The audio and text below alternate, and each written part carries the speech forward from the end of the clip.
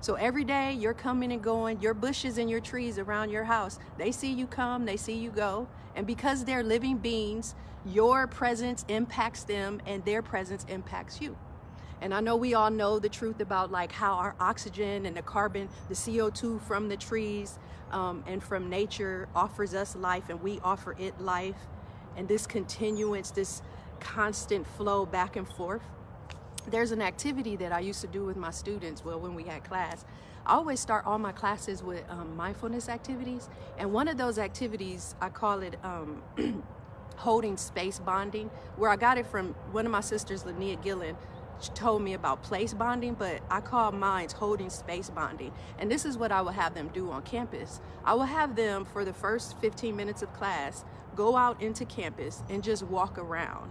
And I wanted them to notice two things. I wanted them to notice and come close to any natural aesthetics, like a tree or a bush or maybe some rocks, any natural aesthetics that they were drawn to, right? Where they felt like this bond.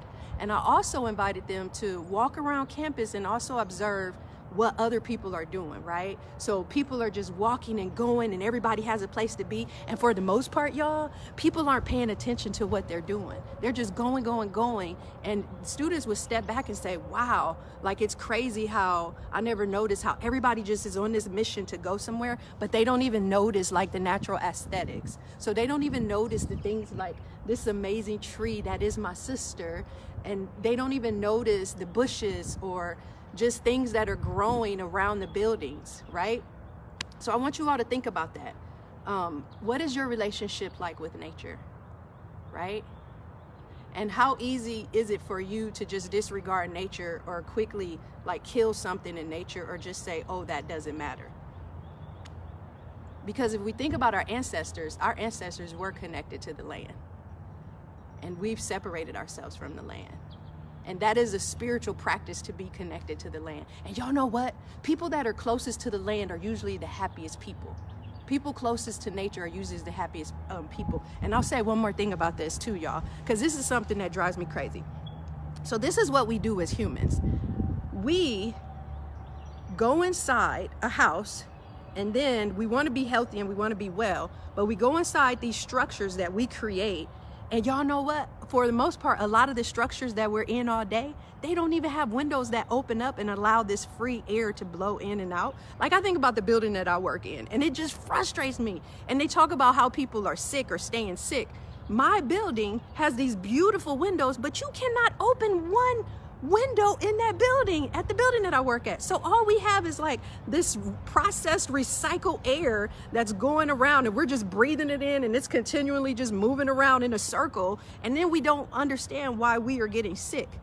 And instead of coming outside or even opening the windows of the buildings that we live in, think about all the schools your kids go to. Unless it's a very old building, most of those windows don't open. Your kids are sitting in classrooms, able to look out a window, but the windows don't even open. Most of the new buildings that are being built, this is true, y'all. Is that crazy? And we don't even appreciate the nature and the life that is around us, right? Is that crazy, y'all? Okay, I gotta pay attention to my time.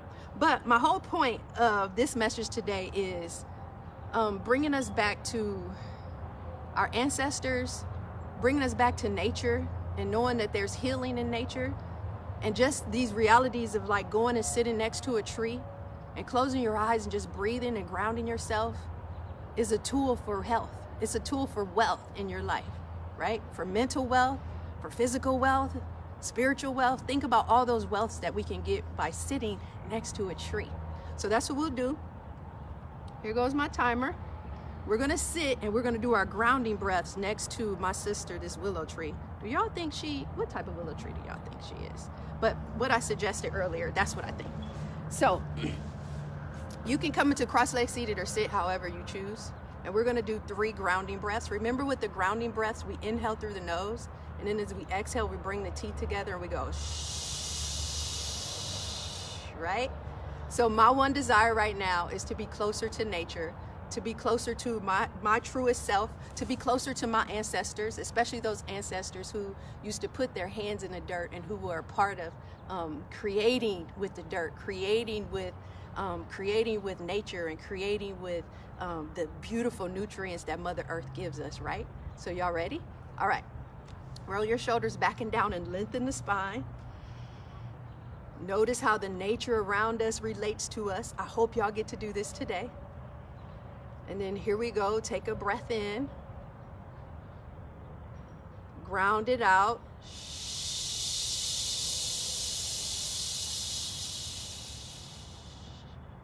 2 more. Inhale. Bring in a little more.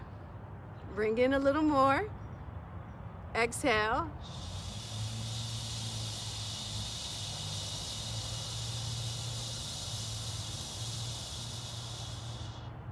Last one. Inhale. Bring in a little more. A little bit more. Exhale.